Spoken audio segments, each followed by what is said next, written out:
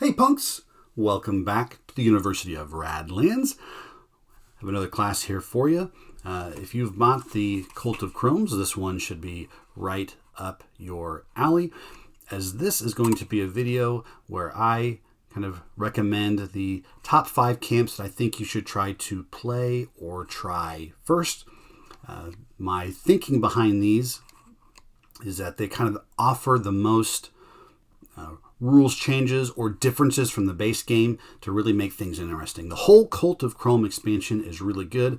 A lot of awesome banger camps in here, but these are the 5 that I think really kind of update or change the base rules enough to really make your play experience using them a little more, or maybe even the most different from the original Radlands camps. So we're going to kind of go from the most normal, or maybe the slight kind of changes to what really makes the game play a little bit different. So we'll start up here. So the first camp I'm going to recommend trying first, if you when you draw 3 and maybe have it available, or even just, you can pick these one at a time and just pick 2 more random camps if you wanted to do that. I'd recommend trying the lobotomizer pretty early. So what this card does, 1 starting card. For 1 water, you can restore a person, but then you discard 3 cards from the deck. If any have the junk effect, you replace the person with a punk and gain your water back. You essentially get a refund. So this one's a lot of fun. It's very similar to Scientists from the base game. That's one of my favorite people to play. Just the random RNG of, drawing or picking 3 camps from the deck and just hoping you get something that you want is kind of a lot of fun. There's a lot of push your luck, risk-reward mechanics that you don't find a ton of in the base game. A lot of people don't necessarily like that much RNG, but, a little bit can spice the game up quite a bit. And so this does that just a little bit. The junk effect is one of the most prevalent junk symbols you'll find in the game. So if you're kind of keeping track of what you've seen come out, what you've seen played and discarded, you might kind of have a pretty good idea of how many junks you've seen and whether you think that you can have your person survive the lobotomy, or whether they're going to turn into a punk and just be a squishy person that's going to be beat up. So recommend trying lobotomizer as soon as you can. So again, doesn't change the game a ton, but does add some really nice spice or random RNG to the game. So something that's a little bit more different than the base game is this Demolition Derby. Gives you 1 starting card. It has a trait, so this is active all the time, even if this camp is damaged. Camp traits are always available. When your raiders resolve, move all the opponents back 1, and then has a little sidecar here. For 2 water, you can do raiders, which feeds into that trait. So why I like this, or why I'm recommending this one, is the base game did not have a lot of camps or cards that really affected this event play area. And this is a part of the game that's kind of fun to interact with. And this allows you to interact with that. You had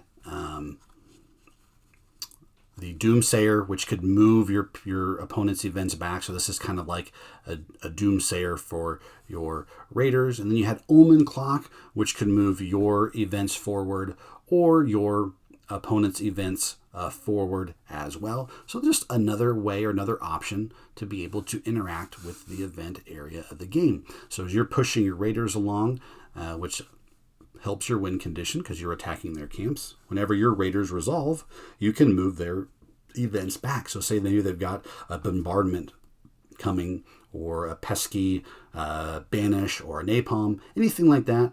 If you're able to get your raiders engine up and running and going, you can keep pushing their events back, and maybe throw in a Doomsayer every once in a while with a rescue, and keep playing that, and your opponent won't be able to play events the whole game, or have a really hard time doing that. So recommend Demolition Derby just because it's another way to interact with the event track. The third camp I would recommend trying early on in your Cult of Chrome experimentation is Mining Camp. So we're getting really crazy over here. One starting card. For 1 water, remove any player's destroyed camp. A person can now be there. And then you also deal a damage. And another sidecar, just in case you can't use this ability a ton. 2 water to do a raider. So kind of what this means is, if you have quite a few destroyed your camps and your opponents on the board, you're able to remove them from the game. And now you have 3 spots that you essentially can play people onto the board. And then you also deal a damage. So you are able to, throughout the game, you could use this ability about 4 times. 2 camps on your side, because when your 3rd camp is destroyed, obviously you lose the game. When their 3rd camp is destroyed, they lose the game. So you can use this ability up to 4 times during the game. When the camp is gone, it gives you a place to put a new person. So it's another way to interact with the camp row. And in the base game, really the only one that could do that was Juggernaut. You can move Juggernaut forward along the rows and move people behind them and move people back. Then your Juggernaut's kind of exposed, and then it goes forward again, and you've destroyed, you destroyed one of their camps. So you could play people as you're moving it along. You could play people behind Juggernaut, but this opens a space up.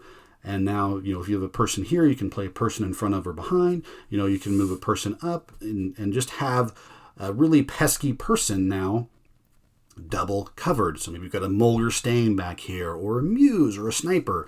And now they're really protected, and you've got a great advantage over your opponent. So I like Mining Camp. It allows you to interact with the camp row a little more than you could in the base game. The next camp I'd recommend trying out in Cult of Chrome is Asylum. 1 starting card.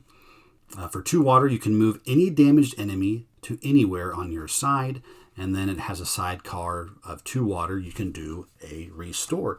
So why I'm recommending this camp is now you have a way to interact with your opponent's board. Before in Radlands, all you could really do is damage their people and damage their camps. Well, now if you damage one of their people, and it's somebody that you really want or you find pesky, you can play this for 2 water, move that person to your side, and then you use the normal playing a person rules, so you could try to maybe protect them behind another person. Because obviously, if you're stealing their person or their character, it's probably somebody that you want to potentially use. So then you're able to restore them, and now that person is on your side. So Asylum changes up how you can interact with the board. That's a lot of fun. And the last camp I'd recommend, and one of my favorites, and if you watched any of my Cult of Chrome spoilers, you might maybe know potentially what this 5th mystery camp is going to be. But it is the new Obelisk.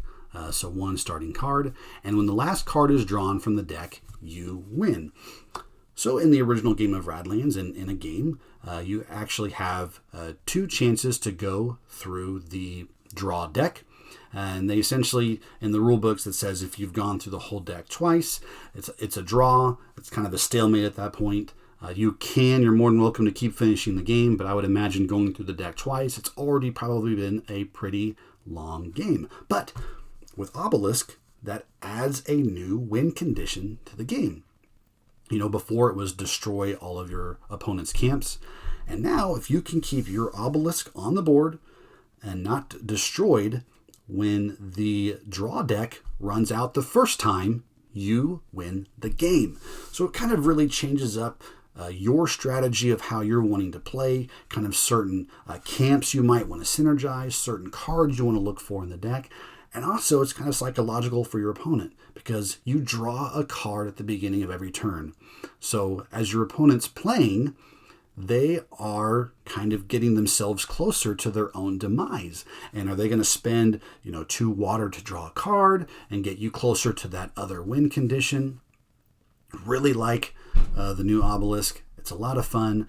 I recommend trying any of these as early as you can just to maybe get a spicier Radlands experience. But again, I recommend all of the Cult of Chrome. It's a great expansion, and I hope that if you have it, you've enjoyed it.